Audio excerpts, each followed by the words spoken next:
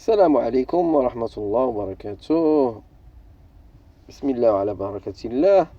مع الحصة الخامسة. Cinquième séance. Exercice. Calculer la résistance d'un fil de cuivre utilisé à environ 20 degrés Celsius ayant une longueur de 139 mètres et une section de 0,5 cm². La résistance. Alors, qu'est-ce qu'on a? La résistance en électronique dépend de 4 facteurs. Nature du matériau, résistivité, ρ, la longueur du conducteur, L, l'air du conducteur, c'est la section A, la température, ρ, est donnée en fonction d'une température fixe. R est égal à ρ fois L sur la section S ou bien A. Nous avons le matériau qu'on a, c'est du fil en cuivre. La résistivité du cuivre est 17,2 10 puissance moins 9 ohms mètre. Alors la résistance est égale à ρ fois L, c'est-à-dire fois la longueur, une longueur de 139 mètres fois 139, divisé par la section qui est égale à 0,5 cm² qu'il faudra la convertir en mètres carrés. Donc R est égal à 17,2 10 puissance moins 9 multiplié par la longueur 139 divisé par la section qui est égale à 0,5 10 puissance moins 4 mètres carrés qui est égal à 47,816 milliohms. Deuxièmement, nommer deux sources de tension électrique. Alors, on a les piles génératrices à combustible ou hydroélectrique turbine. Soit le circuit suivant, constitué d'une tension alternative ES et de 3 résistances. Nous avons les points de potentiel U1, U2, U3 et U4. Si ES est égal à 20 volts, U2 est égal à 12 volts, et U10 est égal à 0 volts, et U4 est égal à 0 volts, comme ça, que valent U1 et U3? Alors, U1 est égal à combien? Est égal à 20 volts. Et U3 est égal à 0 volts. Que valent les différences de potentiel aux bornes des éléments A, B et C? Alors, différence de potentiel aux bornes de A, c'est U1 moins U2, qui est égal à 8 volts, 20 moins 12. UB est égal à 20 moins 0, qui est égal à 20 volts. Et C, c'est 12 moins 0, qui est égal à 12 volts. Cinquièmement, comment peut-on représenter le fait que U4 est un potentiel de référence? Alors là, le symbole de la Terre, représentant une mise à la terre. Indiquer les polarités des chutes de tension manquantes ainsi que les sens des courants manquants pour chacun des circuits suivants. Nous avons la figure. Une source de tension continue reliée à deux éléments en parallèle. Nous avons deux courants qui traversent chacun I1 et I2. La polarité de A et de B, c'est comme ça. Positif en haut, négatif en bas. Pour la figure 1,20, polarités sont positives toujours en haut pour B, à gauche pour A et en haut pour C.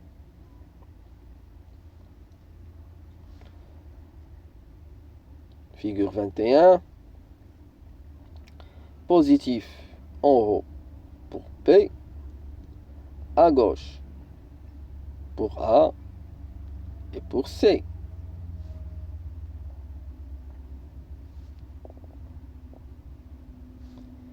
Pour la figure 22, positif à gauche pour A, en bas pour B et à droite pour C. Comme ça. Et le sens du courant, c'est du positif vers le négatif toujours. Septièmement, donnez le code de couleur des résistances suivantes. Alors, code de couleur des résistances. Nous avons le noir, c'est 0.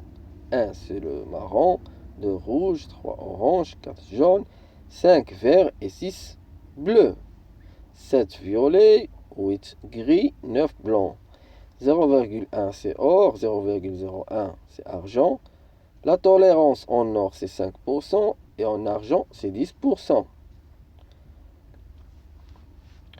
Alors, 3,3 kOhms avec une tolérance de 5%, ça veut dire qu'on va mettre le 3, c'est orange, orange, et après, on doit rajouter encore 2 zéros, c'est-à-dire rouge, orange, orange, rouge, tolérance 5%, c'est or. Orange, orange, rouge, et tolérance 5%, c'est or. B, 560 ohms. 10% cette fois pour la tolérance. Alors, 5, c'est quoi? C'est le vert. 6, c'est le bleu. Et on rajoute un 0, c'est le marron. Alors, et argent. Donc, vert, bleu, brun et argent. 6,8 ohms. 6, c'est bleu. 8, c'est gris. Et quoi? Maintenant, faut multiplier par 0,1 pour avoir 6,8. C'est-à-dire c'est or. Et après, 10%, c'est argent. Bleu, gris, or, argent. Le D, 0,33 ohms. Alors, c'est orange. Orange. Après, il faut multiplier par 0,01, c'est-à-dire argent, argent. Orange, orange, argent, argent. Après, c'est 3,6 méga ohms. 10%. Donc, 3, c'est orange.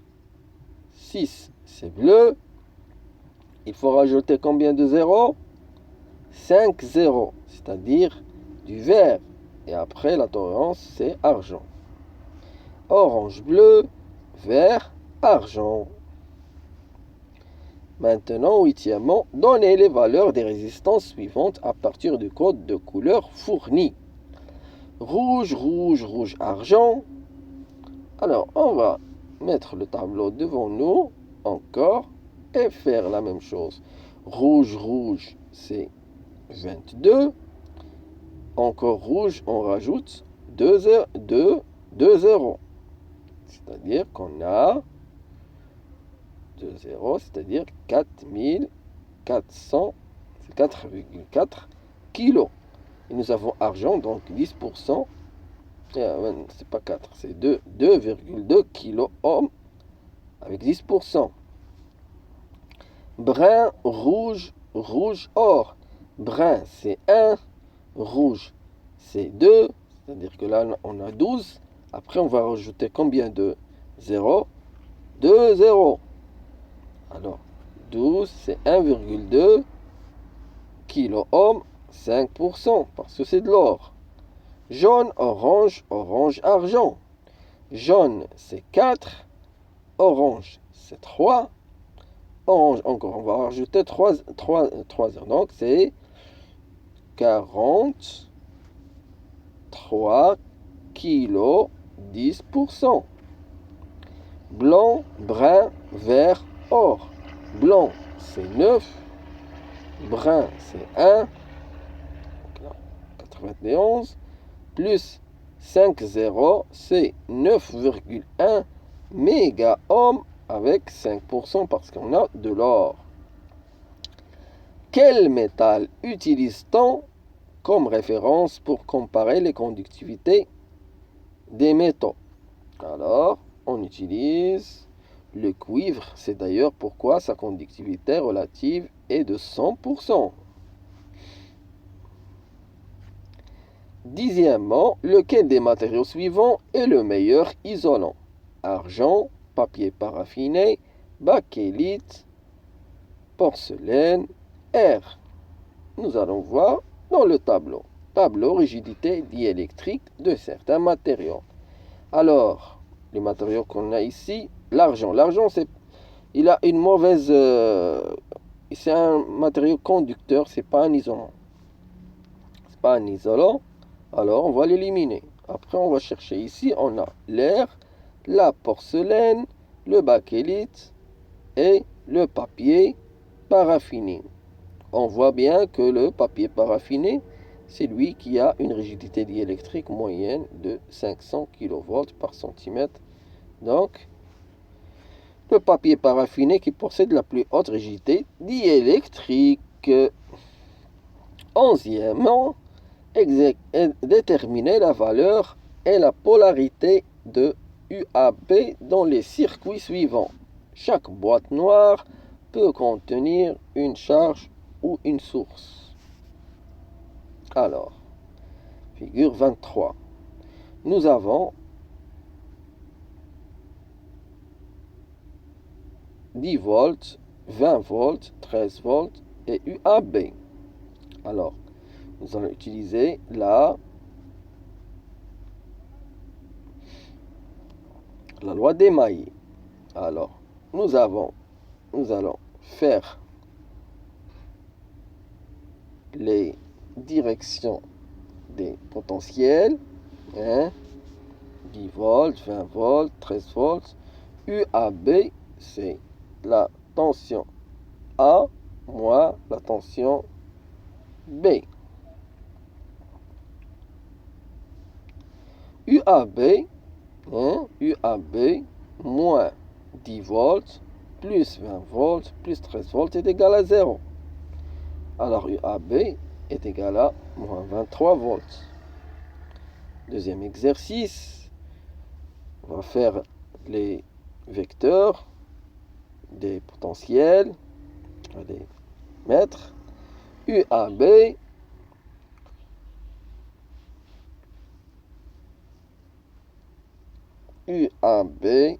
moins 10 volts moins 13 volts est égal à 0. Alors, UAB est égal à 23 volts. Que valent UDC et UEF dans le problème de la figure 24?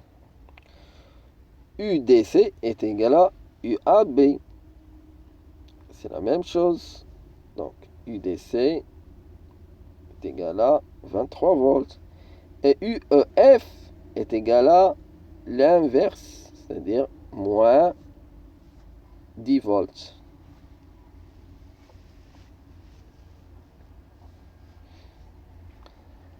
Figure 25,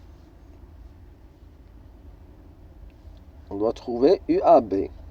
Alors, la maille, on fait l'équation UAB moins 7 volts plus 8 volts plus 12 volts est égal à 0. Alors, UAB est égal à moins 13 volts.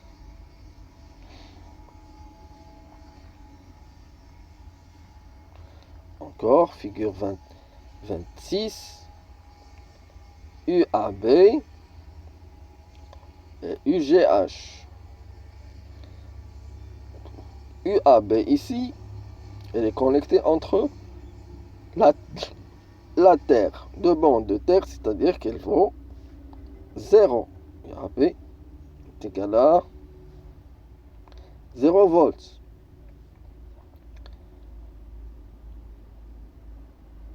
Maintenant, on va faire l'équation. UAB moins 12 volts plus UGH plus 20 volts est égal à 0. C'est-à-dire que UGH est égal à 8 volts. 12. Déterminer l'intensité et le sens des courants inconnus dans les portions de circuit suivantes. Là, utiliser la loi des nœuds. La somme des courants entrants est égale à la somme des courants sortants. Nous allons supposer que I4 est entrant. Alors, I1 plus I4 est égal à I2 plus I3. Ça veut dire que I4 est égal à I2 plus I3 moins I1 qui est égal à 10 ampères. I4 est égal à 10 ampères en direction du nœud. Maintenant, exercice, c'est la figure 28. Nous avons deux nœuds. Un à gauche et un à droite. Nous allons commencer par celui qui se trouve à droite. I4, nous allons supposer qu'elle est entrante. Alors I4 plus I6 est égal à I5 plus I7. Alors I4 est égal à I5 plus I7 moins I6 qui est égal à 9 ampères vers la droite. Si nous avons trouvé que I4 est négative, alors on va changer le sens de la flèche. Maintenant, pour I3, nous allons supposer que I3, elle est vers le bas. Ça veut dire que I1 plus I2 est égal à I3 plus I4. Alors I3 est égal à I1 plus I2 moins I4. Ça veut dire que I3 est égal à 16 ampères. Alors c'est juste. ايوا شكرا لكم على المتابعة. واستودعكم الله الذي لا تضيع ودائعه. والسلام عليكم ورحمة الله وبركاته في حصة مقبلة إن شاء الله.